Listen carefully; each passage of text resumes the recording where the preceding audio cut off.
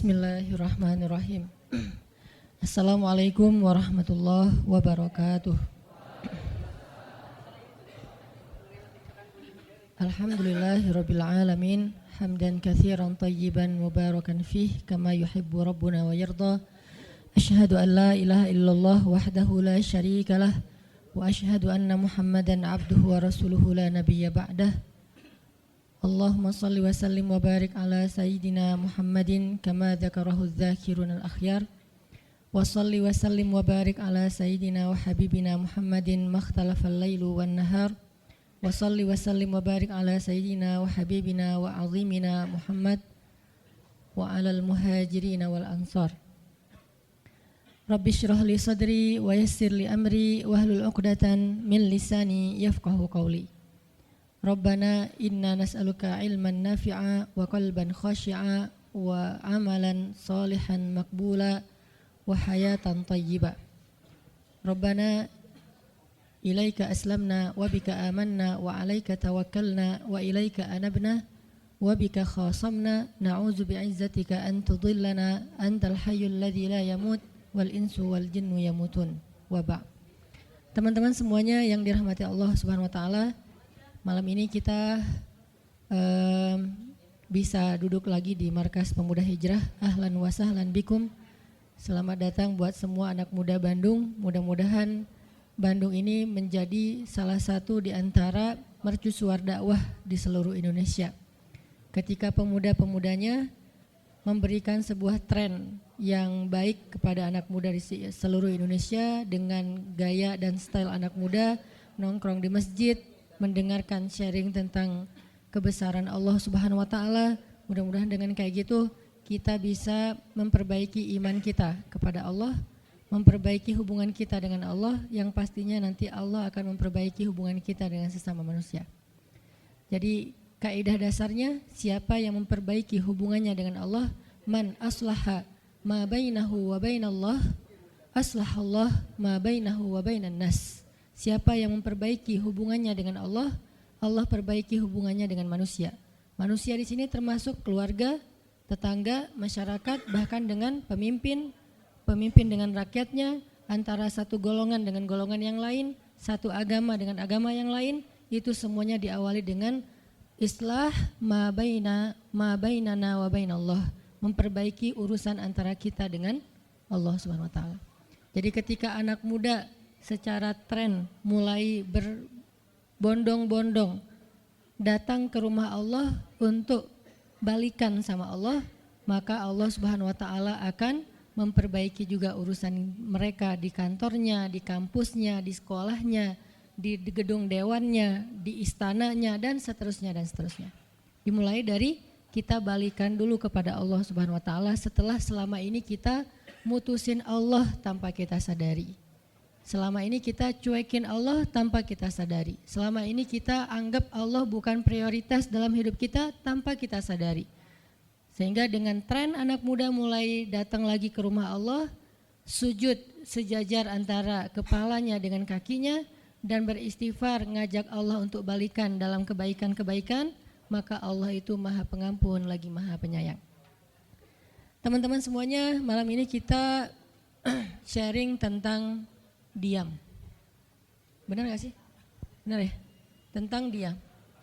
Dan saya gak mau ngebahas dari sisi fikih, hukum diam, terus nanti ada juga yang bertanya tentang hukum puasa diam, puasa gak ngomong, dan seterusnya. Karena memang dakwah saya agak sedikit menghindari perdebatan fikih. Kita akan coba renungkan beberapa kisah tentang diam yang ada di dalam Al-Quran. Setidaknya ada 4 apa 5 gitu kisah tentang amazingnya diam itu di dalam Al-Quran. Yang menurut saya nih, setelah saya coba tadabbur beberapa ayat tentang kisah diam ini dalam Al-Quran, ternyata sama, poinnya tuh sama di antara semua kisah. Bahwa diam kalau kita lakukan itu tepat dan kita punya alasan yang jelas, maka diam itu akan menjadi jalan lahirnya keajaiban dalam hidup kita.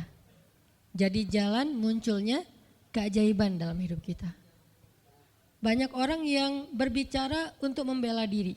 Padahal kalau dia diam, Allah yang bela dia. Kita ngebela diri kadang-kadang gak ngaruh. Karena pembelaan diri kita tuh dianggap subjektif. Tapi kalau Allah yang bela dia, Allah punya banyak cara dan Allah menggenggam hati manusia. Sehingga ketika misalnya kita ribut dengan seseorang, setelah kita menjelaskan duduk perkaranya, kita ngejelasin yang sebenarnya terjadi apa, udah cukup diam. Dan jangan melanjutkan perdebatan. Kenapa? Biar nanti sisanya Allah yang akan beresin. Nah ini butuh apa untuk bisa kayak gini nih? Butuh iman. Karena kalau kita imannya lemah, kita kayak agak meragukan Allah bakal ngebelain kita. Padahal kita dalam posisi yang benar, mungkin kita akan terus-terusan bela diri. Kita akan tulis panjang sampai di scroll, kita akan narasi dengan kata-kata, kita akan berdebat, kita akan kerahkan semua teman-teman yang bisa ngebelain kita akan cari semua argumen, kita akan cari semua kesalahan dia, dibalikin. Semua cara ini adalah cara orang untuk membela diri dengan cara berucap. Ternyata di Al-Quran Allah pernah menceritakan kepada kita cara membela diri dengan diam. Bahkan kadang-kadang ketika kita membela diri dengan berucap, justru Allah menjauhkan dirinya dari kita. Allah pergi. Kenapa Allah pergi dari kita, berpaling dari kita? Karena saat kita membela diri dengan berucap, dengan ngomong, dengan broadcast, dengan komen, dengan bikin caption dan seterusnya, kadang-kadang di dalam kata-kata kita itu ada hal yang justru gak benar. Ada yang bohong terpaksa gitu. Akhirnya gara-gara pengen bela diri kita jadi bohong. Gara-gara pengen bela diri kita jadi cari-cari kesalahan orang lain. Gara-gara pengen bela diri kita jadi buka aib. Gara-gara pengen bela diri kita jadi melebih-lebihkan sesuatu yang harusnya gak kayak gitu. Artinya justru karena kita berucap, karena kita ngomong malah jadi salah. Akhirnya orang gak respect, Allah lebih gak respect lagi. Sehingga malam ini kita pengen belajar tentang gimana cara menjemput keajaiban ketika kita punya masalah dengan seseorang lewat diam. Mungkin teman-teman sering mendengar hadis yang disampaikan oleh para penceramah, para ustadz. Hanya mungkin malam ini kita akan lebih banyak ngambil contoh. Karena saya pikir narasi-narasi ideal berupa ayat dan hadis udah banyak yang menyampaikan. Tapi membawanya dalam contoh konkret daily kehidupan kita itu mungkin gak semua orang aware. Karena emang kehidupan orang beda-beda. Apalagi misalnya seorang ustadz yang mungkin jarang main sosmed. Dia gak tahu masalah di sosmed itu apa. Seolah-olah sosmed itu bukan realitas hidup. Padahal kita tahu anak muda Indonesia main sosmed sehari gak kurang dari 6 jam. Berarti ada 6 jam realitas kehidupan kita yang jarang dibahas dan dibimbing dengan bimbingan agama Allah, Al-Quran dan hadis. Kenapa? Karena realitas ini kurang difahami oleh sebagian guru-guru, oleh sebagian ulama yang mereka emang agak gak terlalu akrab dengan sosmed. Mereka nggak akrab dengan yang namanya Instagram, YouTube, Twitter, Line apalagi. Karena Line ini anak mudanya mungkin ABG banget kan. Jadi agak-agak kurang akrab. Kalaupun mereka pakai itu hanya karena soleh banget kali ya. Karena soleh banget jadi mereka pakainya sebatas sekedar share ceramah doang. Jadi nggak main. Bukan pemain sosmed lah. Sekedar menggunakan sosmed sebagai media panggung ceramah. Udah share. Itu juga kadang-kadang yang nge-share-nya admin, jadi nggak ngulik gimana cara tuh kurang ngulik. Padahal realitas sosmed itu udah jadi realitas daily kehidupan kita. 6 jam kita ada di sosmed dan 6 jam itu tetap waktu yang akan dihisap oleh Allah. Bukankah selain harta, selain tenaga, selain amal, waktu juga akan dihisap? Maka waktu kita 6 jam itu apakah tidak ada hubungannya dengan agama? Ada banget. Sehingga saya mencoba untuk semampu saya bareng dengan kita semuanya belajar. Bisa nggak ya kita jadi smart netizen? Atau dalam kehidupan sehari-hari bisa jadi smart citizen dengan sikap diam. Gimana sikap diam citizen, smart citizennya? Lagi di jalan, ketika orang lain mungkin bikin kita bete, bikin kita emosi, bisa nggak kita diam? Di rumah ketika kita berselisih dengan pasangan, bisa nggak kita diam? Di kos-kosan ketika kita digedor-gedor terus minta uang kos-kosan sama bu kos, bisa nggak kita? Itu mah ngumpat ya. Salah contohnya. Ya gitulah pokoknya. Jadi kita akan coba bahas diam ini dari angle daily kehidupan kita. Karena saya lebih suka kayak gitu biar langsung praktis bisa dipakai. Memang hadis-hadisnya banyak. Salah satu yang paling terkenal, man kana yu'minu billahi wal yaumil akhir falyakul khairan aw liyasmut. Cuman contohnya doang yang beda-beda. Narasinya sama, kontennya sama. Cuman contohnya beda tergantung angle seorang ustadz dan wawasan kehidupan yang dia jalanin. Dia hidupnya sebagai apa? Kalau hidupnya sebagai seorang ustadz yang ada di dalam masjid, mungkin ya contoh-contohnya adalah tentang di dalam masjid, tentang bergaul sesama ustadz, dengan aktivis manggilnya akhi ukhti. Tapi kalau dia kehidupannya main, berarti dia akan ngambil contoh tentang main. Gimana kita biar tetap bisa soleh walaupun kita lagi main dan seterusnya. Tapi narasinya sama. Man kana yu'minu billahi wal yaumil akhir falyakul khairan aw liyasmut. Atau nanti cerita yang lain kata Nabi, yang paling banyak memasukkan orang ke dalam api neraka dua. Satu lisannya, kedua kemaluannya. Ini dua hal yang paling sering menyebabkan orang masuk neraka.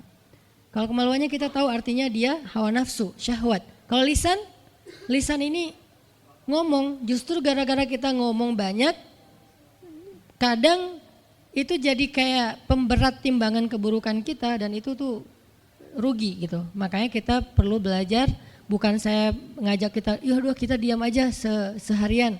Kayaknya agak kurang fair juga ya. Dan saya juga nggak diam seharian. Susah kalau untuk diam seharian, apalagi sama keluarga, kan kita butuh ngobrol sama temen. Ya serealistis mungkin dan senatural mungkin. Cuman kalau lagi ada kasus bisa nggak nih kita diam? Terutama kalau lagi ada kasus. Terutama kalau lagi ada masalah. Dan saya yakin kita tuh pasti sering punya masalah dengan seseorang. Gimana caranya kita diam? Gimana cara Nabi diam ketika diomelin oleh Aisyah radhiyallahu anha? Ngomel, diam. Aisyah ngomel kepada Nabi, enggak menceritakan aib orang lain, enggak mencela, cuman ngomel karena lagi cemburu. Nabi diam. Beres Nabi diam, baru Nabi nanya, udahan Aisyah? Udahan. Terus Aisyah mau apa? Udah. Jadi enggak didebat sama Nabi. Padahal Nabi kalau mau mendebat, hadisnya banyak banget. Tinggal sesungguhnya saya bersabda, kan beres ya. Udah selesai, tapi kok Nabi nggak pakai hadis? Kok malah kita yang pakai hadis Nabi untuk mendebat? Sementara Nabi pemilik hadis nggak pakai hadis buat berdebat. Kalaupun beliau berdebat, perdebatan yang positif, perdebatan yang konstruktif, yang membangun, yang memberikan hasil yang insya Allah tetap menjaga akhlak. Itu yang disebut dengan wajadilhum billati hiya ahsan. Tapi kalau dengan keluarga, Nabi itu nggak suka debat. Istrinya ngambek, istrinya rame-rame nggak mau nggak mau ngomong sama Nabi, ya udah Nabi di mihrab ngomong aja sama Allah sama Jibril. Ternyata lebih dahsyat lagi. Ketika Nabi di mihrab ngomong sama Allah dan Jibril doang, akhirnya istri-istrinya lebih dari seminggu ngerasa kayak nasib kita gimana ya, kok Nabi udah nggak mau ngomong sama kita lagi, kok kita digantung gini gitu kan ya. Akhirnya turunlah ayat Al-Quran yang menegur istri-istri Nabi gara-gara perilaku mereka kepada Nabi. Ini menunjukkan bahwa ayat-ayat tentang diam itu menjadi solusi itu luar biasa loh. Dan saya pengen malam ini sebagai motivator, katanya sebagai motivator saya pengen memotivasi kita supaya kita percaya diam itu solusi. Diam itu keajaiban. Nggak usah komen itu ternyata, nggak nge-reply komen head itu ternyata bagus. Nggak usah terlibat dalam perdebatan di sosmed itu tuh bagus banget. Saya hari ini tadi sore posting tentang update berita di Palestina, ada seorang perempuan yang ditembak di perbatasan sama orang Israel. Kenapa saya turn off si komennya? Karena saya tahu ini akan mengundang emosi. Jadi takutnya malah kemana-mana kan, jadi ngomong politik, jadi ngomong apa, mending di turn off aja deh. Tapi kalau yang lagi saya dibully, saya biasanya nggak nge-turn off. Yang di turn off tuh hal-hal yang sifatnya memunculkan polemik yang semakin melebar, jadi kurang produktif. Akhirnya kita offin dulu komennya. Tapi saya tetap pengen share itu biar orang update berita dari sana tuh lagi apa. Dan mudah-mudahan saya berharap itu di repost orang banyak, akhirnya jadi minimal membangun awareness masyarakat dunia bahwa Palestina itu layak untuk merdeka. Dari dulu udah layak untuk merdeka sejak mereka dijajah oleh Israel. Itu aja doang sih kampanyenya. Tapi saya nggak mau kampanyenya melebar kemana-mana sehingga di offin dulu aja komennya. Kenapa? Off komen itu kadang-kadang bagian dari diam baik. Ngapain juga kita ladenin komen yang macam-macam walaupun mungkin komennya itu ada yang kita berpihak sama dia, sepaham dengan dia, ada yang beda. Tapi tetap aja saya lihat kadang-kadang komen itu berlebihan. Sampai muncul kalimat-kalimat mencela, sampai marah-marah, sampai caps lock tanda seru kan ya. Ini kan nggak nyaman lagi kan kalau udah kayak gini, mending diam. Nah di sini kita pengen belajar, diam itu ternyata ajaib. Diam itu ternyata benar-benar kata orang emas.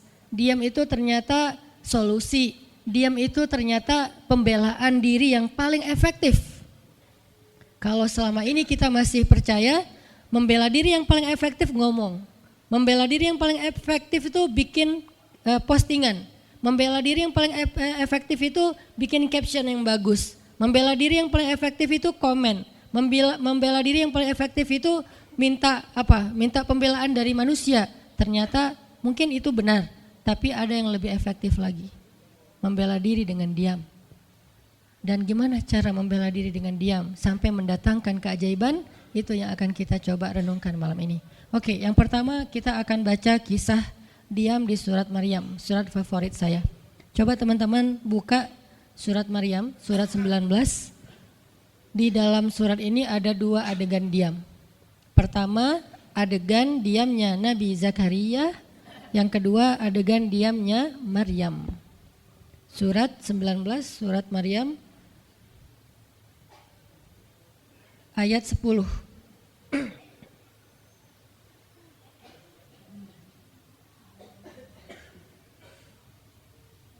Sekaligus kita pengen belajar kalau kita lagi diam pas kita dicerca, ketika kita disakiti, ketika ada masalah dengan seseorang, kalau kita diam kita ngapain gitu kan gitu ya, nggak diam doang kan, kita ngapain.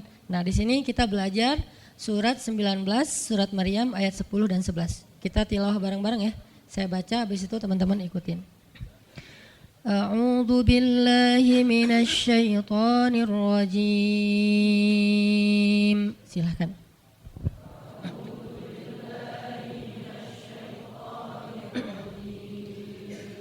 Bismillahirrahmanirrahim.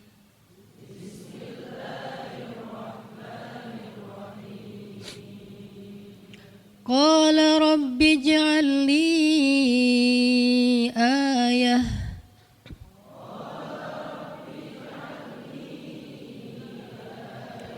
Qala ayatuka alla tukalliman nasa thalatha layalin sawiyya.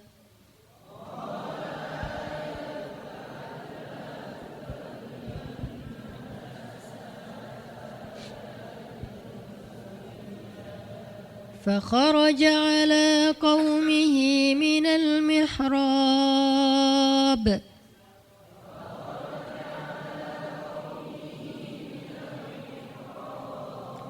فأوحى إليهم أن سبحوا بكرة وعشيا.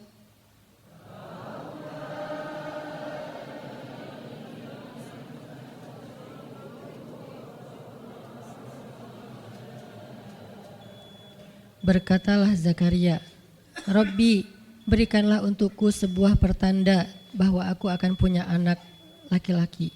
Allah berfirman, tanda-tanda bagimu adalah engkau tidak akan bisa berbicara dengan manusia selama 3 malam berturut-turut. Maka keluarlah Zakaria kepada kaumnya dari mihrabnya dan memberi mereka isyarat supaya mereka bertasbih kepada Allah setiap pagi dan petang. Ini adalah adegan, kita lanjutin sekitar 2 menit sebelum azan. Ini adalah adegan ketika Nabi Zakaria dapat berita gembira akan punya anak laki-laki. Karena Nabi Zakaria berdoa minta anak laki-laki dari sejak nikah sampai usia 80 tahun. Kurang lebih sekitar 50 tahun berdoa. Lama banget, ya Allah beri anak, ya Allah beri anak. Sampai iparnya udah punya anak keren namanya Maryam, iparnya adalah Imran. udah punya anak, keren banget, cewek, solehah, dari kecil udah beribadah di Masjidil Aqsa. Zakaria masih minta anak, ya Allah, ya Allah, ya Allah. Sampai puncaknya Zakaria ngelihat Maryam dapat makanan dari langit. Zakaria datang ke mihrab Maryam, terus di situ udah ada makanan yang bukan dibawa oleh Zakaria. Zakaria nanya, "Anna laki hadza ya Maryam?" Maryam dapat dari mana makanan ini? Kata Maryam, "Huwa min indillah," dari Allah, kata Maryam. Gimana caranya? Kata Maryam, Allah punya cara sendiri. Allah yarzuqu may yasha bighairi hisab. Terserah Allah gitu. Masya Allah, Masya Allah. Zakaria kagum sama Maryam, langsung pergi ke mihrabnya Zakaria, sholat, dan di dalam sholatnya Zakaria berdoa, hunalika da'a Zakaria rabbah. Di saat itulah Zakaria benar-benar nangis berdoa kepada Allah, ya Allah, Rabbi habli min ladunka dzurriyyatan thayyibah innaka sami'ud du'a. Ya Allah, beri saya anak seperti dia, seperti Maryam, engkau maha mengijabah doa dan saya enggak pernah berputus asa meminta kepadamu. Udah 50 tahun lebih. Tiba-tiba Allah bilang, ya Zakaria, inna nubasyiruka bi gulam ismuhu Yahya lam naj'al lahu min qablu samia. Zakaria, sekarang kami akan perkenankan doamu, kamu akan punya anak, beri dia nama Yahya. Belum pernah ada anak seperti dia yang soleh di muka bumi. Zakaria kaget. Walaupun doa, tapi beliau masih berpikir kayak gimana caranya saya punya anak. Ini kayak tarik-tarikan antara logika manusia dengan iman. Imannya percaya Allah Maha Kuasa, tapi logikanya gimana caranya? Istri saya udah tua, saya juga udah tua. Lalu Nabi Zakaria bertanya untuk biar lebih tenang, supaya logikanya nggak ragu lagi. Kalau imannya udah mantap, tinggal logika. Zakaria tanya, beri saya ij'al li ayah, beri saya bukti, tanda gimana cara saya punya anak. Kata Allah, tandanya alla tukalliman nas salasa layalin sawiya. Kamu tiba-tiba nggak bisa ngomong. Kamu sehat, kamu nggak punya masalah, tapi kamu nggak bisa ngomong. Mau ngomong tuh nggak bisa. Kamu bisa tilawah, kamu bisa zikir, tapi kamu nggak bisa ngomong.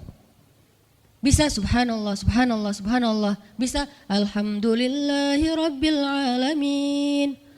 Nggak bisa.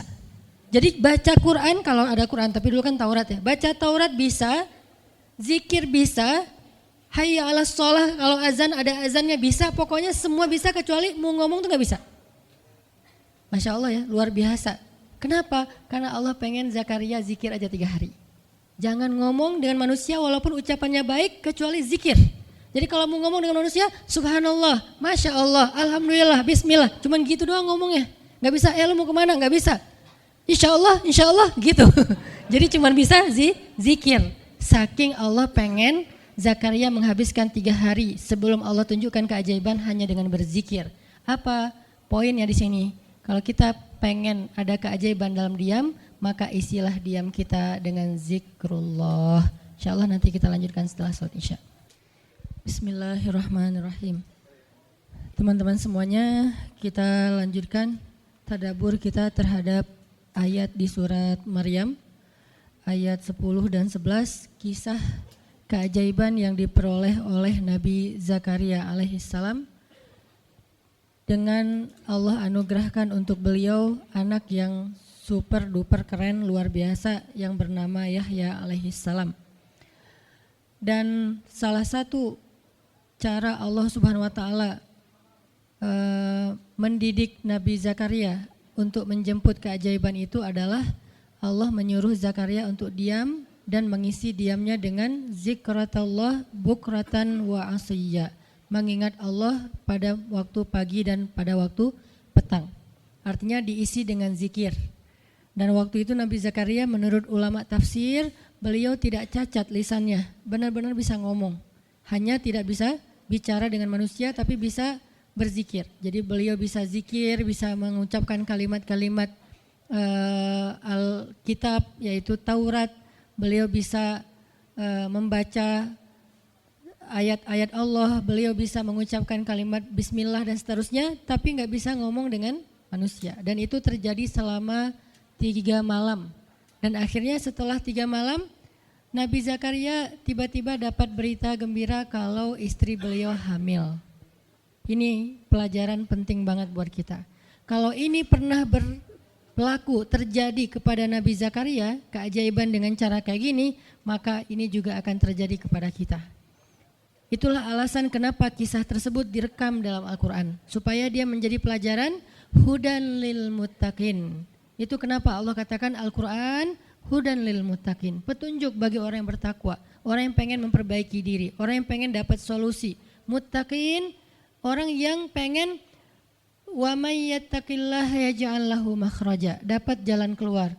Wa yarzuqhu min haitsu la yahtasib, dikasih rezeki yang enggak terduga-duga. Wa may yattaqillaha yaj'al lahu min amrihi yusra, diberikan kemudahan. Wa may yattaqillaha yaj'al lahu yukaffir anhu sayyi'atih, dihapuskan semua dosa. Wa yu'zim lahu ajra, dikasih reward yang berlipat-lipat.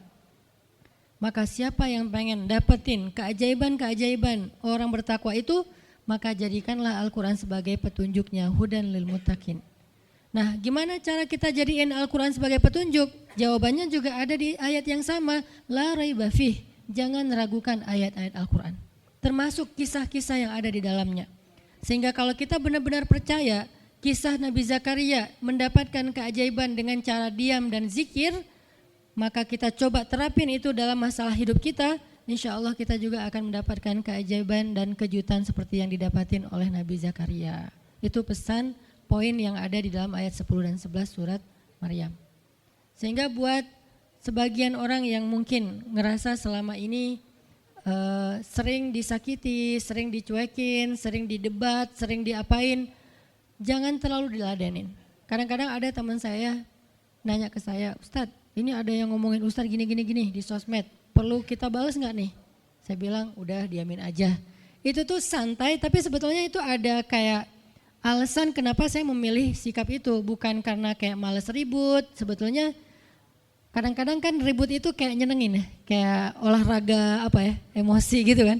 Rame-rame di sosmed itu kayak asik kan, kayak kita ngegame gitu kan. Jadi nge-replay komen-komen orang kayak lucu-lucuan gitu.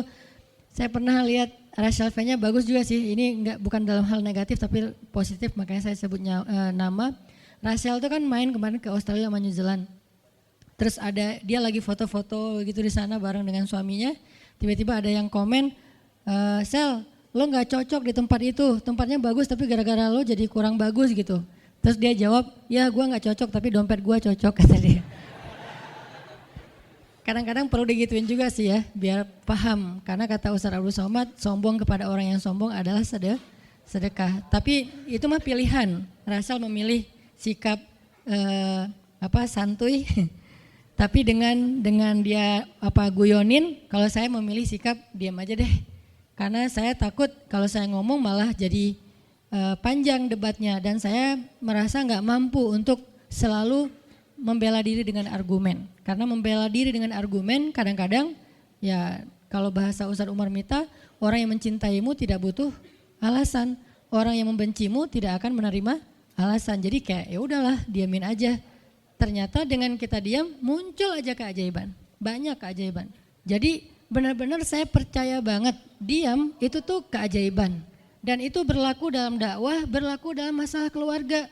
Ketika istri lagi ngambek, dia misalnya komen panjang di sosmed, di WhatsApp misalnya, dia kayak misalnya namanya juga lagi ngambek ya, ngomong panjang di WhatsApp. Kalau saya sabar untuk diam, itu tuh beres dengan sendirinya dan akhirnya malah lebih baik. Tapi kalau saya kepancing, jadi kita balas-balesan. Sepanjang hari WhatsAppan terus nggak beres-beres, tapi hasilnya makin lama tuh tangan pegel, hati panas. Karena kayak pengen dia balas apa, oh balasin lagi, balas apa, balasin lagi, terus aja gitu habis energi dan kerasa gitu capeknya tuh luar biasa. Tiba-tiba muka jadi lebih tua gitu kan ya, tiba-tiba berkerut semua, terus warna kulit makin doff gitu. Ini gara-gara efek stres kali ya. Jadi intinya adalah jangan diladenin, diamin aja setelah kita klarifikasi fitnah. Kalau itu berbentuk fitnah, tetap kita butuh tabayun, klarifikasi biar tidak menyebar fitnah. Tapi beres klarifikasi nggak usah diperpanjang. Berapa kali mungkin teman-teman ngelihat, mungkin saya pernah nggak ada apa-apanya sih dibandingkan Ustadz Felix. Kalau beliau lebih pro lah dalam masalah kayak gini. Kalau saya beberapa kali dibully di sosmed, pernah nggak saya ladenin? Hampir nggak pernah. Cuman klarifikasi maksudnya, udah beres, diamin aja, diamin. Sepahit apapun, sepanas apapun kalimatnya, yang kadang-kadang Ustadz nggak baca. Penasaran soalnya. Kalau kita diam karena nggak baca mungkin nggak ada challenge-nya kan. Ini baca komennya semua sampai ribuan itu satu-satu dibaca tuh. Oh gini ya, bisa gini ya orang ngomong teh. Terus aja dibacain satu-satu. Capek cari air putih, minum lagi, baca lagi gitu. Terus sampai beres dibaca itu. Mungkin 2 hari lah baru khatam. Saking banyaknya komen. Tapi mencoba lagi belajar, bukan udah jago enggak, sama sekali enggak. Mencoba lagi belajar, bisa enggak setelah udah panas banget, gergetan banget beberapa udah bisa banget tuh dibalesin, di replay. Jangan deh, ada yang udah di replay panjang, dihapus lagi enggak jadi. Kenapa? Karena masih belajar yakin diam itu keajaiban. Dan selama ini saya ngebuktiin diam itu emang keajaiban. Kenapa? Karena Allah pernah mengisahkan kisah Zakaria dan kisah-kisah yang lain bagaimana mereka dapetin keajaiban dengan cara diam. Ini yang kita coba pengen rubah sedikit persepsi kita. Enggak selalu bela diri dengan ngomong, kadang kita bela diri itu dengan diam. Enggak selalu kita dapetin keajaiban itu dengan hanya mengandalkan manusia, tapi justru kita dapetin keajaiban saat kita mengandalkan Allah Subhanahu wa taala. Itu tuh dahsyat. Yang kedua, sekarang setelah Nabi Zakaria dapat keajaiban anak yang soleh banget, sampai Allah kisahkan di ayat 13 gimana solehnya dia, 14, 15 dan seterusnya. Sekarang kita baca kisah kedua, yaitu kisah Sayyidah Maryam. Yaitu ada di ayat 26. Petikannya ada di, cuplikannya ada di ayat 26. Kalau kisah Maryam mah dimulai dari ayat 16 ya. Tapi yang masalah diam itu ada di ayat 26, 27, 28 dan 29. Bismillahirrahmanirrahim. Silakan.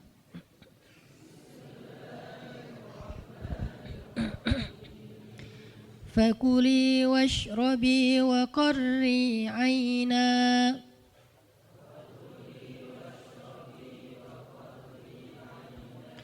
fa imma tarayinna minal bashari ahadan fakuli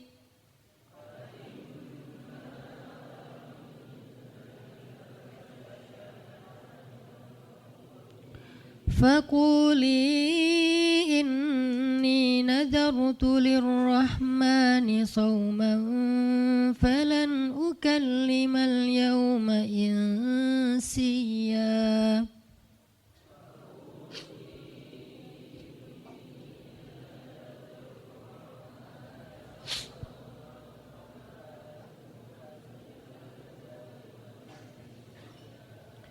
فأتت به قومها تحمله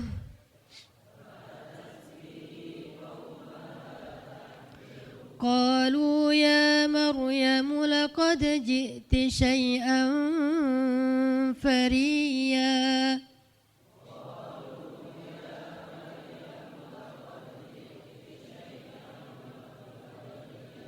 يا كان أبوك امرأ سوء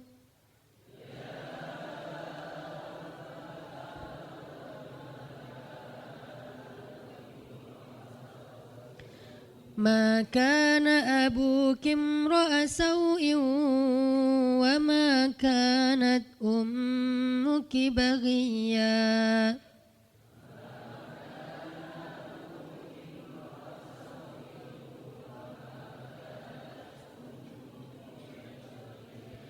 فأشارت إليه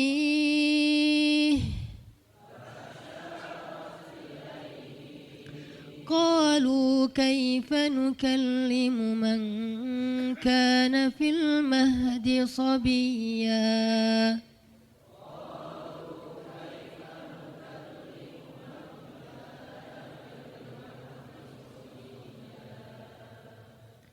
Dan maka makan dan minumlah dan bersenang hatilah engkau wahai Maryam. Dan jika engkau bertemu dengan seseorang, katakanlah sesungguhnya saya telah berazam untuk berpuasa pada hari ini dan saya tidak akan berbicara dengan manusia pada hari ini. Lalu Maryam pun datang kepada kaumnya sambil menggendong bayinya. kaumnya berkata, "Wahai Maryam, engkau datang kepada kami dengan membawa," kalau bahasa kita itu pembawa apa istilahnya? Sial. Apa ya? Dengan membawa keburukan. Jadi kayak dianggap pembawa kesialan. "Wahai saudari Harun, sesungguhnya ayahmu bukanlah seorang yang nista ataupun pendosa, dan begitu juga dengan ibumu bukanlah perempuan yang hina." Lalu Maryam memberi isyarat, fa'asyarat ilaih, memberi isyarat dengan menunjuk ke arah bayinya. Lalu mereka berkata, "Bagaimana kami akan berbicara dengan seorang bayi yang masih digendong oleh ibunya?" Maksudnya masih terlalu kecil. Ini adalah cuplikan adegan Maryam ketika baru pulang kampung. Jadi ceritanya di ayat sebelumnya, ketika kandungan Maryam semakin besar dan enggak bisa disembunyikan dari penglihatan manusia, Maryam pun pergi menjauh ke sebuah tempat yang tidak ada siapa-siapa. Fahamalathu fantabadat bihi makanan qasiyya. Dia menjauh, mengucilkan diri ke tempat yang enggak dilihat oleh siapa-siapa sampai melahirkan. Jadi kurang lebih sekitar 3 bulan 4 bulan Maryam enggak ada di Al-Quds, enggak ada di di Masjidil Aqsa dan sekitarnya. Dia pergi mengasingkan dirinya supaya tidak ada yang menghujat Maryam karena ngelihat perutnya sudah semakin besar dan dia enggak punya suami. Setelah melahirkan, akhirnya Allah perintahkan Maryam untuk pulang. Setelah Allah ngasih makan, minum dan kebahagiaan buat Maryam, fakuli washrobi wa qarri aina, dengan adegan korma yang menjatuhkan buah-buah rutop dan seterusnya, pulanglah Maryam. Nah, Maryam tahu ketika dia pulang dengan membawa bayi, dia pasti akan dihujat, dicela, dicaci maki, dibully oleh kaumnya. Lalu Allah memberi kepada Maryam bekal. Gimana cara ngadepin yang kayak gitu-gitu? Kata Allah, kalau kamu ketemu manusia, ketemu orang-orang, ketemu kaummu, bilang ke mereka, saya tidak berdebat hari ini. Saya enggak akan berdebat. Jadi dia tetap bisa ngomong. Tapi dia bilang, saya enggak akan berdebat. Saya enggak akan bicara dengan siapapun hari ini karena saya sudah bernazar untuk diam. Bilang kayak gitu kepada kaummu. Maka fa'atat bihi qaumaha tahmiluh. Maka datanglah Maryam kepada Al-Quds, kepada kota Al-Quds dengan membawa bayinya yang digendong. Datang. Baru dari ujung kota kelihatan Maryam, muncullah orang-orang Bani Israel semuanya rame di pasar-pasar mereka, semuanya menghadang Maryam. Maryam tiba-tiba dihadang di gerbang kota Al-Quds. Gak boleh masuk kota Al-Quds. Tadinya ada yang satu orang lihat, Maryam, langsung dia datang ke kota, dia umumkan ke semua orang, "Wahai Bani Israel, perempuan yang hina yang kita cari-cari sekarang sudah datang membawa bayi haramnya, membawa bayi selingkuhnya, membawa bayi hasil zinanya." Akhirnya orang-orang yang ada di Masjidil Aqsa, yang ada di rumah-rumah, yang ada di pasar, semuanya berkumpul di depan gerbang kota. Menghalang Maryam masuk. Kebayang gak perasaan Maryam?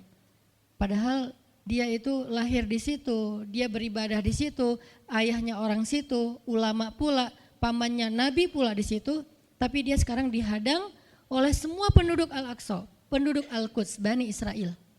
Ketika Maryam mendekat, mereka mengatakan, "Ya Maryam, laqad ji'ti syai'an fariya." Ini bahasa Al-Quran. Kalau aslinya lebih tercela daripada ini, karena ini bahasa Al-Quran yang tinggi, Allah menggunakan bahasa simbolik saja. Yang terjadi, mereka mencela Maryam. Mereka bilang, "Maryam, kamu pembawa sial. Maryam, kamu perempuan hina. Maryam, kamu tukang zina. Maryam, kamu selingkuh. Maryam, kamu ternyata pelakor, segala macam." Kebayang gak seorang perempuan yang mulia dituduh dengan kata-kata kayak gini? Sedih, pengen jawab, pengen bilang, "Saya ini gak pernah berbuat dosa. Ini nih Allah yang ngasih kepada saya. Saya gak punya suami dan saya diberikan anak yang suci dan segala macam." Enggak. Tanya kepada Zakaria kalau nggak percaya, "Saya punya buktinya," segala macam. Nggak usah, diam aja. Maryam bisa ngomong kalau mau. Maryam by the way adalah perempuan secerdas Sayyidah Aisyah. Dia itu kayak Aisyah cerdasnya, kayak Khadijah bijaksananya, kayak Fatimah lembutnya, kayak Asiyah sabarnya. Maryam itu istimewa. Sampai sebagian ulama mengatakan Maryam satu-satunya nabi dari perempuan. Satu-satunya nabi dari golongan perempuan. Sebagian kecil ulama ada yang menyebutkan demikian. Sehingga mereka menyebut Maryam alaihassalam. Saking Maryam ini keren banget, istimewa banget. Tapi jumhur ulama sejarah mengatakan Maryam bukan nabi, tapi dia perempuan soleha, orang soleh, bahkan satu dari 4 perempuan sempurna di muka bumi dan tidak ada yang kelima. Cuman ada 4.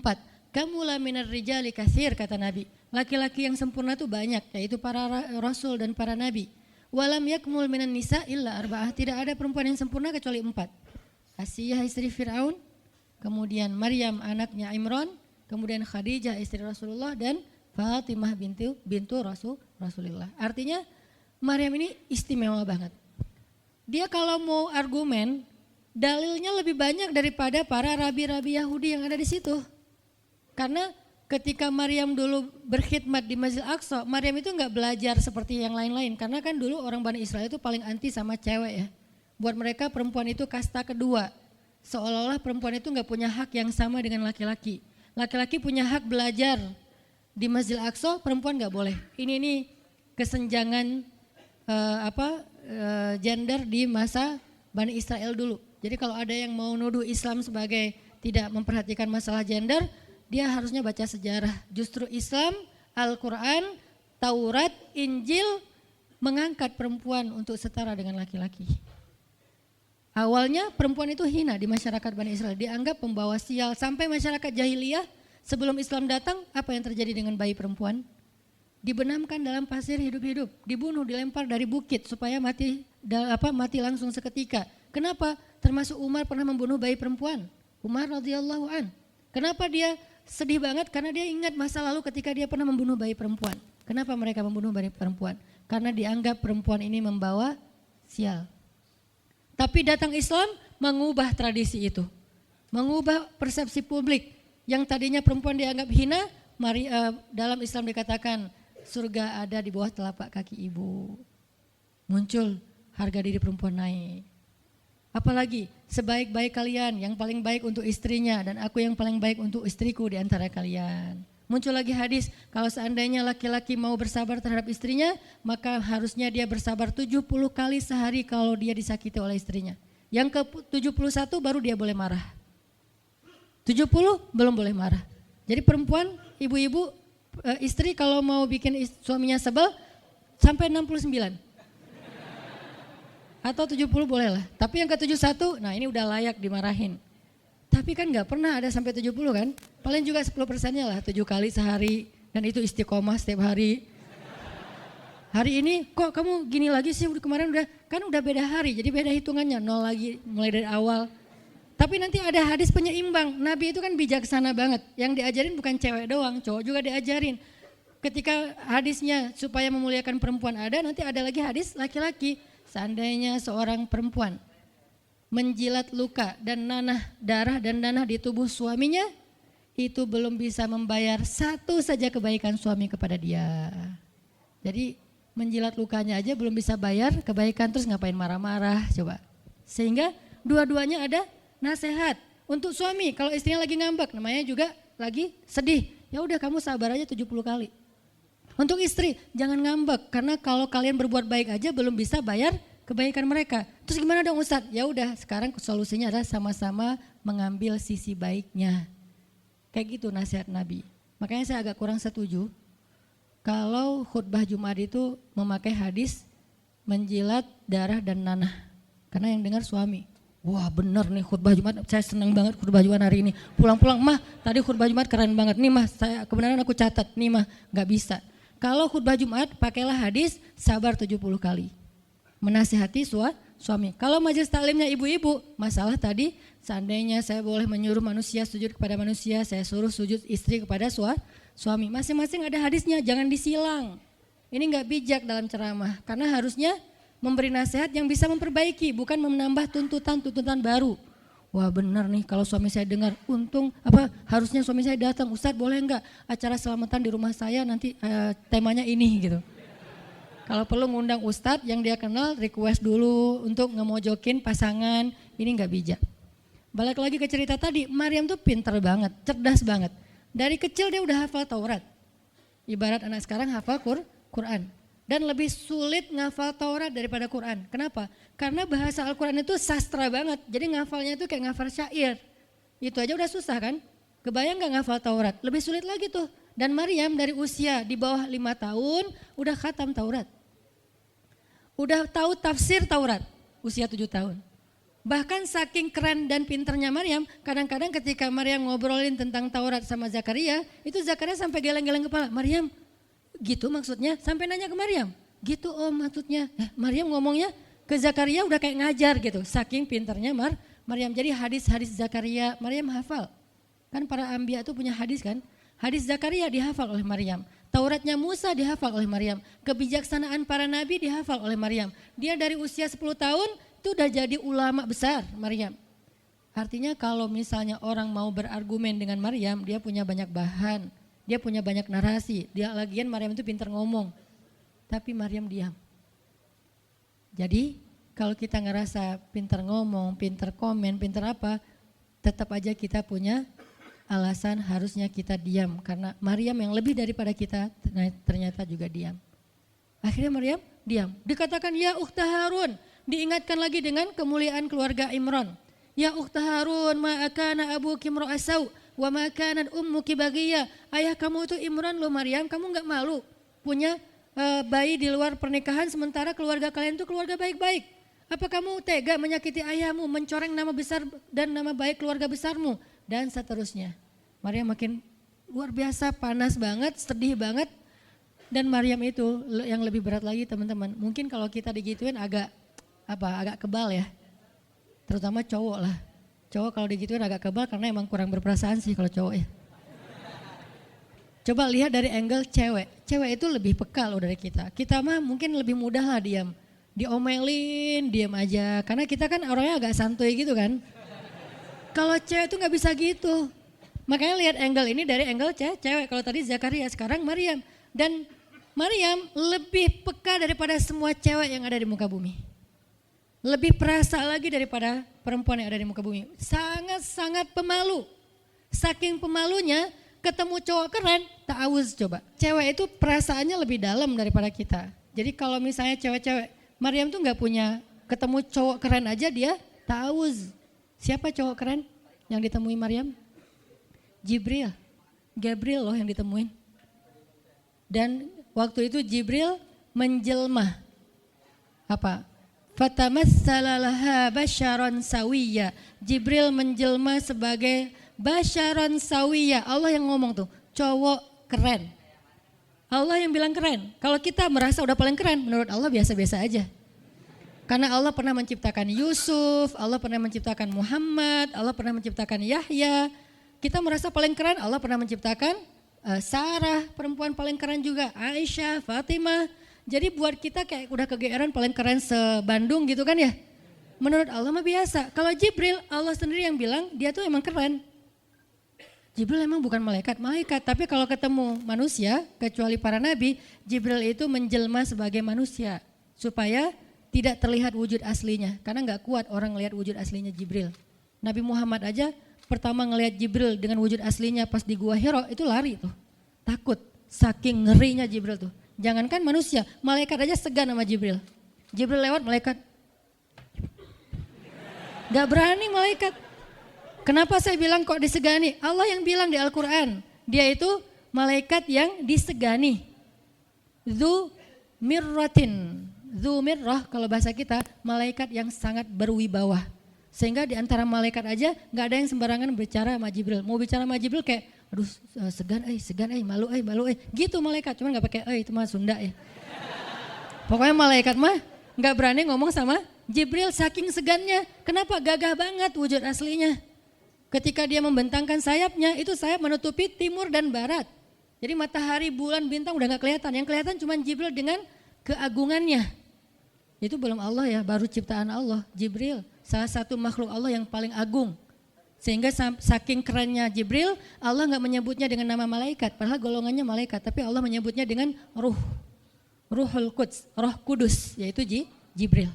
Nah ketika ketemu dengan Maryam, Jibril bermisal itu menjelma sebagai basyaran sawiyah, cowok keren banget.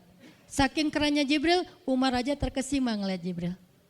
Pernah Jibril datang ngajarin iman, Islam, ihsan kepada Nabi Muhammad. Dan Umar ngelihat Jibril terkesima, gak bisa ngomong, diam aja. Benar-benar speechless banget nih Umar. Jibril udah pulang, baru Nabi nanya, Umar tahu gak itu siapa? Hah, apa Rasul? Gitu, saking masih kayak terkesima. Apa Rasul? Tahu nggak barusan siapa? Siapa ya Rasulullah? Saya nggak kenal orang itu, kok keren banget. Kata Rasul, itulah Jibril. Masya Allah itu Jibril. Ya Alhamdulillah bisa ngeliat Jibril langsung, tahu gitu tadi. Gitu ya. Kalau bahasa kita mah udah langsung pengen foto-foto kan sama Jibril. Kebayang nggak cowok sekarang lihat Jibril? Baru lihat apa artis Korea aja kita udah kayak gimana kan, BTS atau apa, udah segala macam, udah guling-guling, udah gigit jari, baru BTS doang. Kadang-kadang nggak ngeliat BTS langsung, cuma lihat di TV doang udah aku nggak bisa gini, aku nggak bisa gitu kan ya. Belum ketemu Jibril loh. Jadi nggak ada lah artis sekarang Jibril. Baru Yusuf aja udah pada ngiris tangan, belum malaikat. Sampai ketika cewek-cewek ketemu Yusuf, mereka bilang apa? Ini bukan manusia, ini malaikat. Jadi gantengnya Yusuf tuh bukan ganteng-ganteng apa? Itulah. Ganteng kok hewan gitu kan. Ini ganteng-ganteng malaikat. Belum ada tuh film atau sinetron itu. Yusuf itu ganteng-ganteng ganteng-gantengnya tuh malaikat. Levelnya tuh level malaikat. Jadi kalau ada Jibril, ada Yusuf kayak, nih yang mana Yusuf, mana Jibril ya? Keren dua-duanya. Nah Jibril datang ketemu Maryam bukan di atas panggung rame-rame. Berdua coba, intimate banget kan. Kalau di atas panggung teriak-teriak gak keren lah, biasa aja. Ini tuh berdua, private banget. Di satu ruang kecil, berdua gak ada yang tahu, tiba-tiba Jibril berdiri di depan Maryam senyum dengan khas senyumnya malaikat yang mematikan gitu.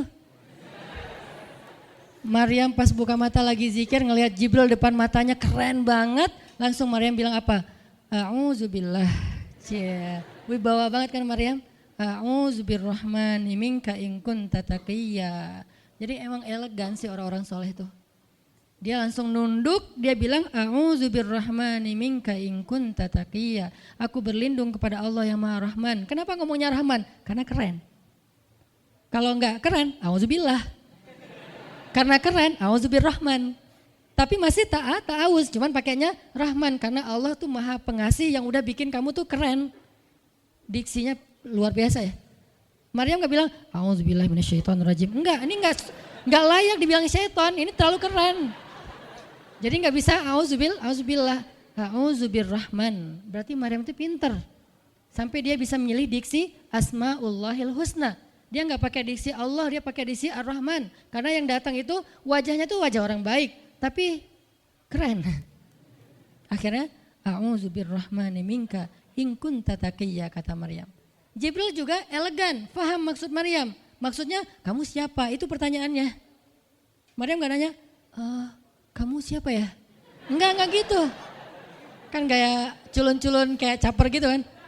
Kamu siapa ya? Aku ada salah sama kamu. Enggak gitu sih Maryam ngomongnya. Saking elegannya Maryam, dia nanya kamu siapa tapi pakai kalimat zikir. Keren gak sih? Kita kadang-kadang zikir, a'udzubirrahmani minka in kunta taqiyya. Artinya apa Mbak? Sama-sama gak elegan ya. Kalau Maryam sama Jibril dua-duanya elegan. Bahasa orang elegan tuh emang banyak kode sih. Jadi kita mah yang polos-polos kayak gini, yang remeh-remeh, rempeyek gak jelas gini, ya gak akan paham kalau gak baca tafsir. Makanya kalau mau theater of mind, baca Quran itu pakai tafsir, pakai kisah, baru kita ngerti kondisinya. Oh gitu banget ya, dahsyat banget ya kejadian waktu itu. Jibril datang dengan wujud yang kerennya. Maryam pengen nanya kamu siapa? Kok tiba-tiba masuk ruangan saya? Tapi bahasanya a'udzubirrahmani minka in kunta taqiyya. Aku berlindung kepada Allah yang Maha Baik darimu kalau kamu takut kepada Allah. Maksudnya kamu siapa? Takut gak kamu sama Allah? Baru Jibril mengatakan saya adalah utusan Allah, berarti malaikat, untuk memberi kabar kepadamu kalau kamu akan punya anak. Baru Maryam melihat, gimana saya punya anak? Ya udah ada obrolan nih. Dan mereka udah biasa aja, oh Jibril saya kira siapa, udahlah gak mungkin. Artinya udah kayak gitu nih kesolehan Maryam. Artinya Maryam itu orang yang sangat peka banget, perasaannya dalam banget. Terus nanti ketika Maryam melahirkan anak, tahu gak kata-kata Maryam apa? Ya laitani mittu qabla hadha wa kuntu nasyam mansiya. Saat Maryam merasakan sakitnya kontraksi, mau melahirkan Isa, Maryam itu sambil kontraksi sambil bilang ya laitani mittu qabla hadza wa kuntu nasyan mansiya. Aduhai seandainya saya mati aja sebelum kejadian ini dan saya dilupakan oleh manusia seolah-olah saya tidak pernah ada. Kenapa Maryam ngomong kayak gini? Maryam ngebayangin betapa malunya dia nanti kalau harus membawa bayinya ketemu Bani Israel yang pada bawel. Bani Israel itu terkenal kaum yang paling bawel. Bawelnya banget. Kalau kita baca Al-Baqarah itu isinya kebawelan Bani Israel. Kata Nabi Musa, sembelihlah Al-Baqarah. Al-Baqarah itu kan banyak, yang warna apa? Cari yang warnanya bersih. Yang bersih kan juga ada belang-belangnya nggak dikit. Terus yang beratnya berapa kilo, yang dari mana, dari Bali atau NTB atau dari mana, bawel banget. Udahlah cari aja seekor sapi, sembelih beres. Tapi nanya lagi, bertele-tele. Itulah Bani Israel. Dan Maryam tahu banget karakter kaumnya. Jangankan dengan fitnah kayak gini nih, ketemu Nabi yang udah menyampaikan hal yang benar aja, itu di debatnya tuh habis-habisan. Apalagi dengan kondisi Maryam. Makanya Maryam takut banget, dia nggak kuat menanggung malu. Kalau kita mungkin masih kuat lah nanggung malu, kadang-kadang malah malu-maluin gitu kan.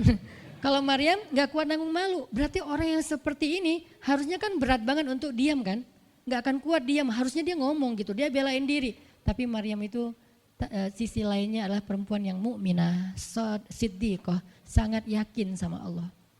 Allah suruh diam, ya udah diam. Gimana pun dihujat, diam. Kata Allah diam. Ya Allah mereka bilang saya itu berzina, diam. Ya Allah bilang ini anak haram, ini anak saya nih, anak yang mulia. Anak yang satu-satunya ketika lahir nggak disentuh setan di antara manusia loh. Satu-satunya manusia ketika lahir nggak disentuh setan. Nabi Muhammad setannya malah diislamkan. Beda, kerannya itu beda. Kalau Isa nggak disentuh setan. Kalau Nabi Muhammad setannya malah masuk Islam. Masing-masing punya keistimewaan lah. Tapi satu-satunya manusia yang lahir nggak disentuh setan cuman Isa. Kita semuanya pernah disentuh.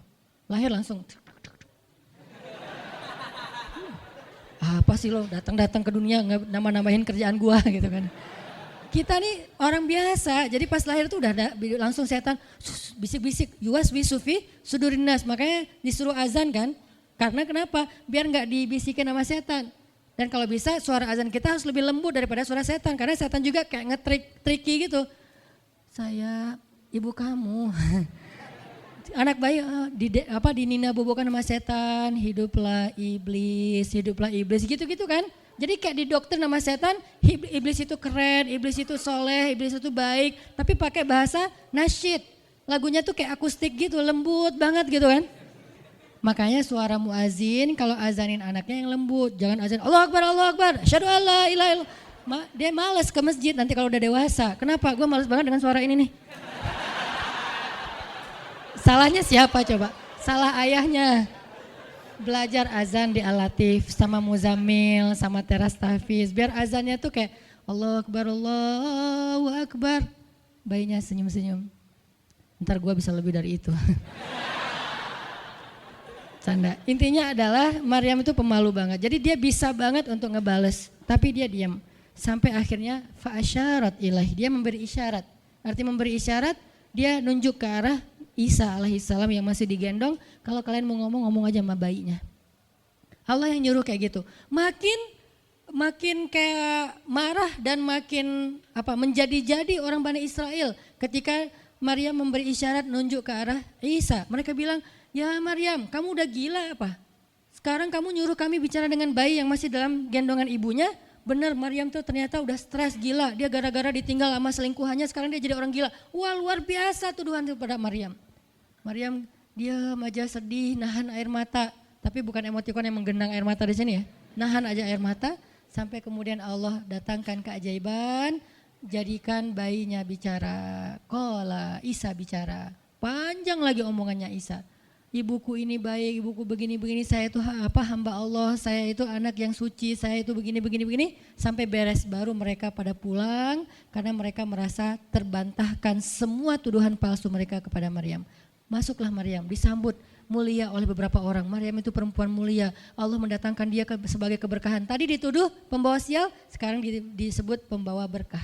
Mulailah Maryam terkenal. Isa dididik, kemana Isa pergi, anak-anak kecil segengnya Isa pengen jadi temannya Isa. Gue temannya Isa lo, gue temannya Isa lo. Gak lama kemudian Isa jadi temannya Yahya. Ketika dia udah bisa main sama Yahya, main berdua sama Yahya. Kemana-mana berdua, Yahya, Isa. Tapi usianya agak jauh berbeda. Ketika Yahya udah masuk SD, Isa barulah lahir. Jadi kayak agak sekitar 7 sampai 10 tahun lah kurang lebih mereka jarak usianya, tapi pas Isa udah remaja mereka udah nyambung ngobrol. Nah kelebihan masing-masing, kalau Yahya ini penghafal kitab Taurat, datang Isa, Yahya menghafal kitab Injil. Yahya Nabi, Isa Rasul, satu level di atas Nabi. Kalau Nabi mengikuti ajaran Rasul sebelumnya, kalau Rasul membawa ajaran baru. Jadi sebelum Isa lahir, Yahya mengikuti ajaran Musa dengan kitab Tauratnya. Setelah Isa lahir, Yahya mengikuti ajaran Isa dengan kitab Injilnya. Jadi bisa dibilang Nabi yang mengikuti dua ajaran Rasul, Yahya alaihissalam. Dia menghafal dua kitab suci sekaligus, Taurat dan Injil. Perempuan Maryam radhiyallahu anha, dia menghafal kitab Taurat dan Injil dari anaknya sendiri. Inilah kisah Maryam yang mendapatkan keajaiban dengan cara diam. Terakhir kisah Nabi Muhammad SAW ketika beliau bahasa lebih tepatnya dalam tanda petik ya, biar nggak bisa disalahin, kayak didiemin lah sama istri-istri beliau gara-gara istri-istrinya ngambek. Di dalam surat At-Tahrim, surat 66, coba kita buka surat 66.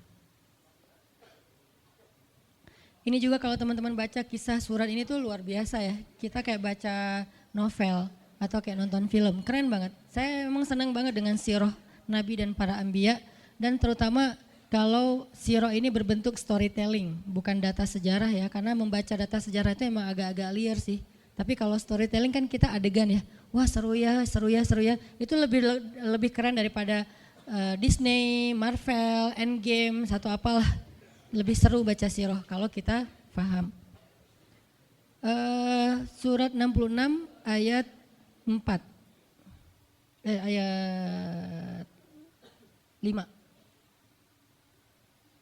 Ayat 5. Itu tuh ceritanya, saya langsung ke ceritanya aja. Ceritanya kan waktu itu Nabi itu punya kebiasaan kalau habis asar sampai maghrib, Nabi ngapain pertanyaannya? Apa sih yang dilakuin Nabi antara asar dengan maghrib? Ternyata kebiasaan Nabi di hari Jumat di hari-hari biasa antara asar dengan maghrib itu adalah keliling ke rumah-rumah istrinya. Antara asar dengan maghrib itu waktu family time lah, keliling antara rumah-rumah istrinya. Kalau nggak habis dalam satu hari, besok dilanjutin. Nah hari itu Nabi datang ke rumah Maria yang dari Mesir itu, istri beliau yang dari Mesir, Maria Kiptiyah, dan lama di rumah Maria, nggak pindah-pindah gitu. Sementara Hafsah sama Aisyah udah nungguin Nabi di rumahnya Aisyah berdua, karena emang Hafsah sama Aisyah ini kan ngegeng banget ya berdua ya, kayak soulmate banget lah, walaupun sama-sama istri Nabi, tapi mereka kayak fair, berdua tuh nggak ada masalah. Kalau yang dengan yang lain mereka cemburu. Nungguin di rumah Aisyah, Hafsah, Nabi di rumah siapa sih sekarang? Kata Hafsah, di rumah Maria. Kok lama banget sih di rumah Maria, dikasih makan apa sih? Gak tahu tuh, dari tadi kita tungguin gak datang-datang, kan sesama cewek nih ngobrol. Lama gak datang-datang, menjelang maghrib Nabi baru datang. Aisyah udah agak bete nih, lama banget sih giliran di Maria aja datang lama, di rumah saya lama gak datang-datang. Begitu Nabi datang, tuh Nabi datang. Dia aja Aisyah sama Hafsah. Assalamualaikum. Waalaikumsalam. Kayak ngambek gitu kan. Kata Nabi, Aisyah kenapa? Hafsah kalian kenapa? Kata Aisyah, ya iyalah sedih, kok di rumah Maria lama banget dikasih makan apa sih, enak ya? Kata Aisyah, enggak makan apa-apa, cuma minum madu. Oh kata Hafsah, pantesan kok bau mulutnya gak enak, pasti madunya gak benar tuh di sana tuh. Iya gak benar, jangan minum madu lagi, kata Aisyah. Kata Nabi, ya udah mulai sekarang saya gak akan minum madu lagi. Demi apa? Menyenangkan hati Aisyah. Aisyah langsung yes, Nabi gak akan minum madu lagi. Demi saya, berarti saya kan istimewa banget. Kenapa bisa istimewa? Karena aslinya Nabi itu hobi banget minum madu. Kayak saya mungkin senang minum kopi, tapi demi istri, mulai sekarang saya gak akan ngopi lagi. Kan istri saya ngerasa, wah demi aku tuh dia gak mau ngopi lagi, kan keren kan? Akhirnya Aisyah ngomong ke istri-istri yang lain, kalian tahu gak? Kata Aisyah, kayak ngomong di grup gitu kan? Tapi grupnya bukan grup WhatsApp, grup mereka gitu. Kalian tahu gak? Nabi sekarang gak akan minum madu lagi loh. Kenapa? Karena aku. Wah keren ya Aisyah, istimewa banget ya, sampai Nabi rela gak minum madu, padahal madu itu baik, Nabi senang juga demi Aisyah, ya demi aku gitu. Akhirnya Aisyah bahagia. Allah gak ridho. Begitu Nabi ngomong kayak gitu, Allah turunkan ayat pertama surat At-Tahrim, ya ayuhan Nabi, Jibril langsung turun, ya Rasulullah ada WA bukan. Ada apa namanya? Ada pesan. Ada pesan tuh dari Allah. Kata Rasulullah, pesan apa Jibril? Nih, ya ayuhan nabi, lima tuharrimu ma ahallallahu lak tabtaghi mardhata azwajik. Kenapa engkau mengharamkan apa yang Allah sudah halalkan bagimu? Hanya pengen menyenangkan hati istrimu, wahai Rasul? Astagfirullah, astagfirullah, salah ngomong saya. Mengharamkan ya Allah halalkan. Astagfirullah ya Allah, mulai sekarang saya akan minum madu lagi. Astagfirullah, astagfirullah, maafin saya ya Allah. Jibril balik ke Allah, kasih tahu Nabi akan minum madu lagi. Nabi ngomong ke istri-istrinya, kumpulin semuanya kecuali Aisyah. Semuanya dikumpulin. Ada Hafsah di situ. Wah istri-istriku, maaf ya aku salah ngomong kemarin depan Aisyah. Sekarang aku akan meralat, mulai sekarang aku akan minum madu lagi di rumah-rumah kalian. Jadi kalau sore aku lagi datang, siapkanlah madu seperti biasanya. Terus istri-istri Nabi ngerasa, Masya Allah Nabi sekarang minum madu lagi demi kita, gitu kan ya. Kan antara mereka kan saling pengen nunjukin siapa yang paling istimewa kan.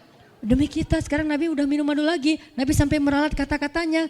Akhirnya ternyata kalimat itu sama Hafsah disampaikan ke Aisyah. Kalau bahasa sosmed kita di capture, di forward. Kan bahaya banget kan. Disampaikan ke Aisyah. Aisyah tuh lihat Nabi sekarang minum madu lagi loh. Demi siapa coba? Demi kami. Aisyah, innalillah, jadi Nabi gini. Cuman Aisyah gak sampai ngomong kayak kita. Dasarnya cowok di mana aja sama gitu. Itu mah kata-kata cewek sekarang ya. Kalau Aisyah kan elegan kan gak ngomong gitu. Akhirnya pas Nabi datang Aisyah diam. Aisyah diam. Kata Nabi, Aisyah kenapa? Aisyah kenapa? Oh jadi gitu, di belakang ternyata sekarang minum madu lagi. Hah? Nabi langsung datangin sama Jibril. Rasulullah tahu nggak kenapa mereka rame-rame sekarang? Siapa yang ngasih tahu nih ke Aisyah? Jibril ternyata jadi penengah, makanya jangan macam-macam deh sama Nabi. Ada Jibril, ada Allah kan, susah gitu membuat rahasia. Tahu nggak Rasulullah kenapa Aisyah ngambek? Kenapa wahai Jibril? Gara-gara Hafsah ngebocorin rahasia Nabi kepada Aisyah.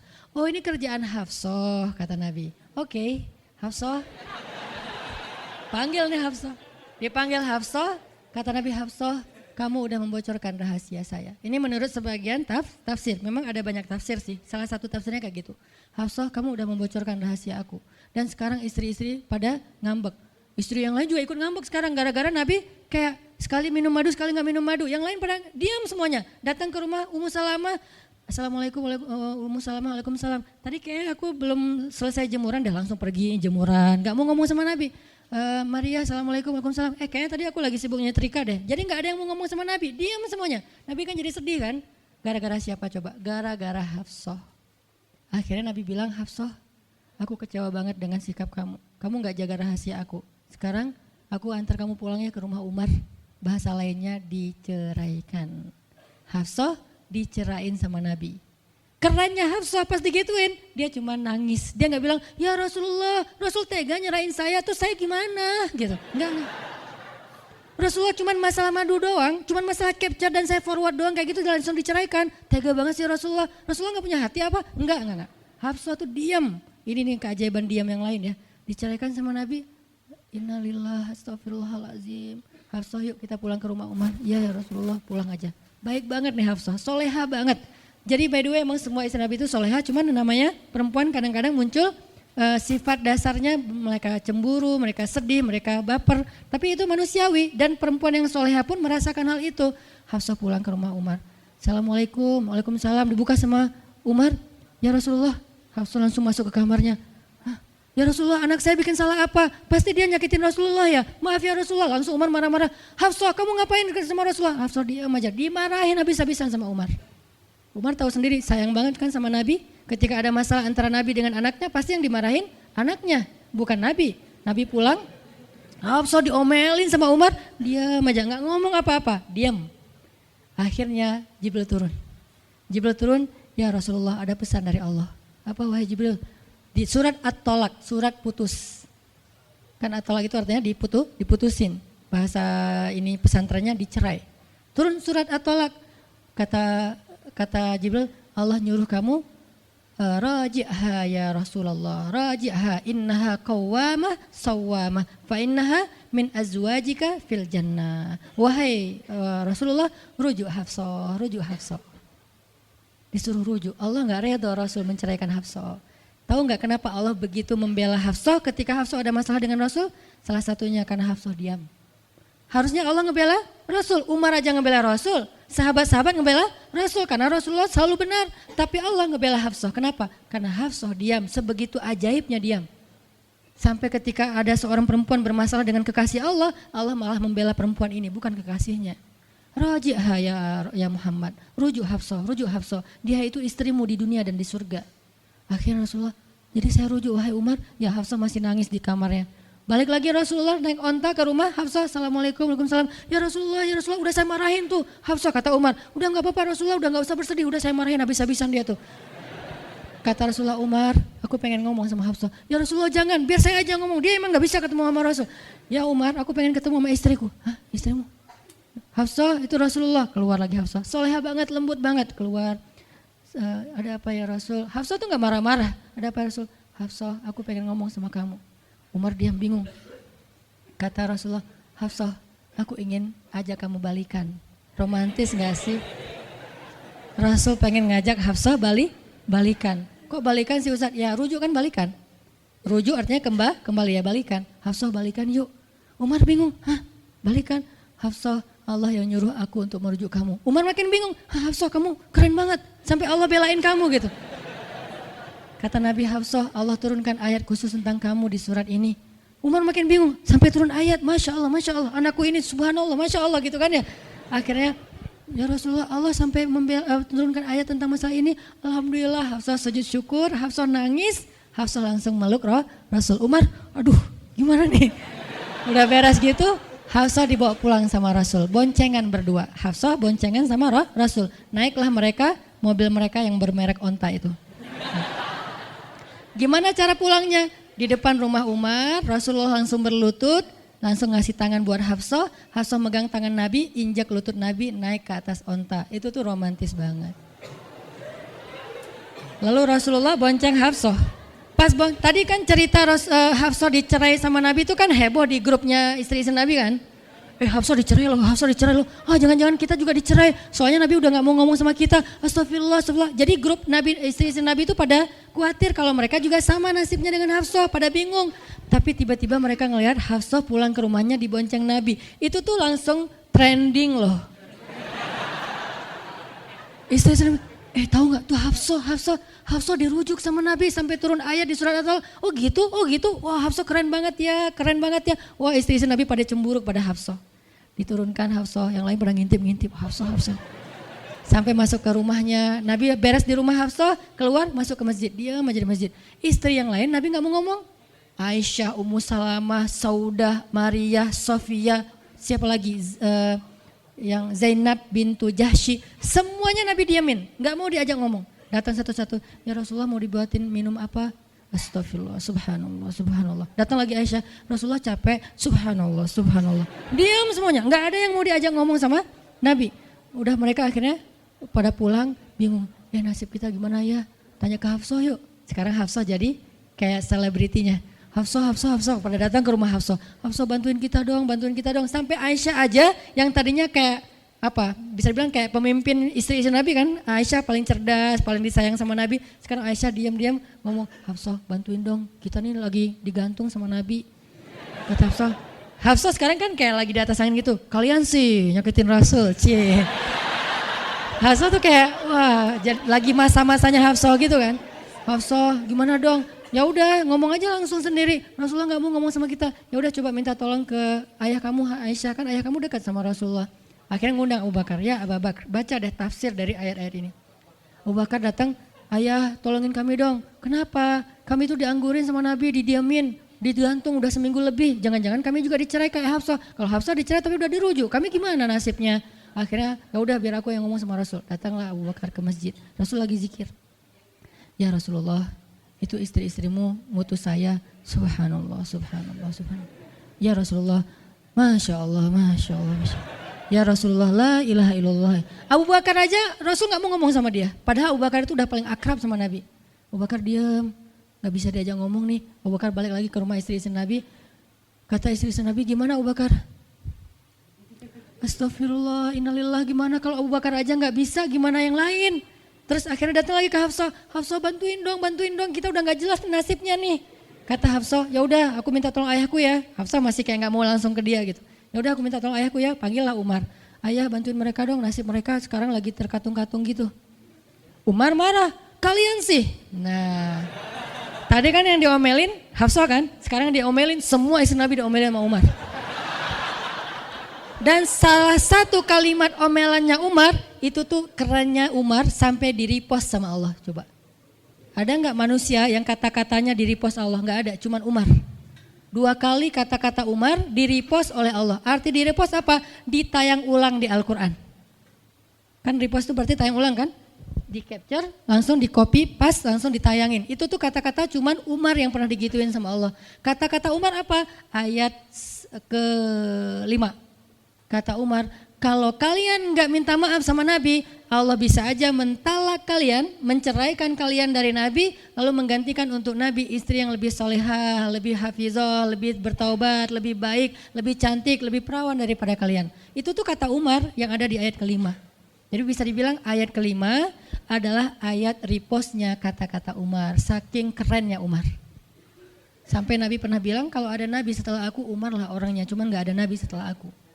Jadi kalau ada orang yang benci sama Umar, saya heran, dia baca sirah apa? Karena Umar tuh keren banget, Abu Bakar tuh keren banget. Kalau kita baca sirah mereka dahsyat tuh. Dan kalau ada yang bilang Umar sama Ali itu gak akur, aneh juga. Karena Ali memberi nama anaknya, yang pertama Abu Bakar, yang kedua Umar, yang ketiga Utsman. Ketika ditanya sama Umar, ya Abul Hasan kamu memberi nama mereka dengan nama-nama kami, kenapa? Kata Ali, aku berharap mereka jadi orang soleh seperti kalian. Terus gimana caranya? Ali ngasih nama Umar sementara dia benci sama Umar, gak mungkin dia benci. Masa ngasih nama orang yang dibenci kan? Dek namanya siapa? Namrud. Kok Namrud sih? Kan ayah saya benci banget sama Namrud. Datang lagi, dek namanya siapa? Iblis. Kok iblis sih gitu kan ya? Gak mungkin lah. Ngasih nama anak pasti karena sayang. Kayak saya ngasih nama Aisyah, Maryam, Mutia, Yahya, Ertugrul. Itu karena emang saya ngefans dan ngidolain banget dengan nama-nama ini. Yahya, Ayyash, 3 tokoh di situ. Nabi Yahya, Ayyash sahabat Nabi, dan Yahya Ayyash mujahid Palestina. Jadi 3 tokoh sekaligus. Nabi Yahya saya ngidolain banget supaya Yahya jadi anak kecil yang seperti Nabi Yahya menghafal Quran. Kedua, Ayyash itu sahabat Nabi Muhammad.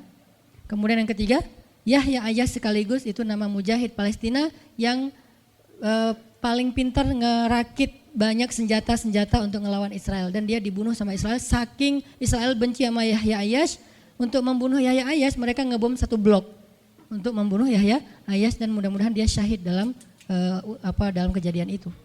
Artinya saya ngefans gitu. Ali juga kayak gitu. Balik lagi ke cerita tadi, akhirnya ngundang Umar. Umar datang ke Rasulullah. Ya Rasul, saya diutus istri-istrimu. Subhanallah, subhanallah. Ya Rasul, bicara dong, kasihan mereka kayak digantung. Ya Rasul, apakah engkau menceraikan mereka semua? Baru Rasulullah ngeliat ke arah Umar, Rasulullah tersenyum, Rasulullah bilang, enggak wahai Umar. Allahu Akbar, kata Umar. Dia langsung takbir, Allahu Akbar. Istri-istri Nabi dengar suara takbirnya Umar, itu pertanda, kode, berarti berita gembira. Istri-istri Nabi juga Allahu Akbar, rame gitu kan. Umar masuk ke rumah istri Nabi, wah Umar, Busyra ya Umar, Busyra berita gembira, wahai Umar, ya berita gembira, kalian tidak diceraikan oleh Nabi. Tapi jangan macam-macam lagi ya. Ya Umar, ya. Akhirnya sujud syukur semuanya. Beres sujud syukur, mereka bilang, kita masak-masak yuk untuk Rasul yuk, syukuran. Di rumah siapa? Ya di rumah Hafsah lah. Akhirnya mereka masak-masak di rumah Hafsah. Pas sudah beres masak-masak, mereka ngundang Nabi untuk pulang. Tapi yang berani ngomong sama Nabi cuman Hafsah, kita udah beres masak nih, minta dong Nabi pulang ke rumah. Ya udah tenang, biar aku yang minta. Hafsah datang, ya Rasulullah, kami masak-masak loh untuk Rasul, yuk pulang yuk. Ya Hafsah, udah beres Nabi zikir, sujud, beliau balik sama Hafsah. Sampai ke rumah Nabi, tenang, udah selesai lah urusannya.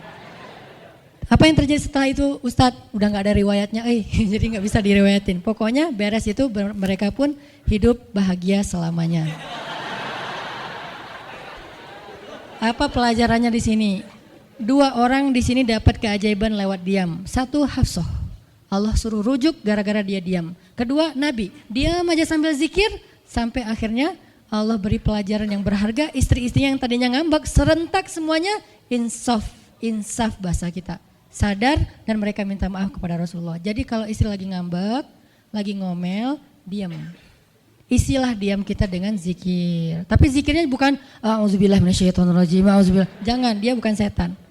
Dia hanya lagi ngambek. Subhanallah, masya Allah, alhamdulillah lah. Yang paling efek itu la haula wala quwata illa billah. Itu ngefek banget. Mudah-mudahan ini bisa menjadi penyemangat, motivasi untuk kita semuanya. Betapa kata as-samt, as-sukut, diam aja dalam Islam itu adalah kebaikan yang luar biasa dahsyat. Mudah-mudahan itu bisa jadi behavior, perilaku kita sehari-hari, perilaku kita di sosial media, perilaku kita di jalan, di rumah, dimanapun. Sehingga orang yang sudah hijrah, udah ngaji, mukmin harusnya bisa menjadikan diam sebagai bentuk pembelaan diri kalau dia ada masalah. Barakallahu fiikum, subhanakallahumma wa bihamdika, asyhadu an la ilaha illa anta, astaghfiruka wa atubu ilaik. Assalamualaikum warahmatullahi wabarakatuh.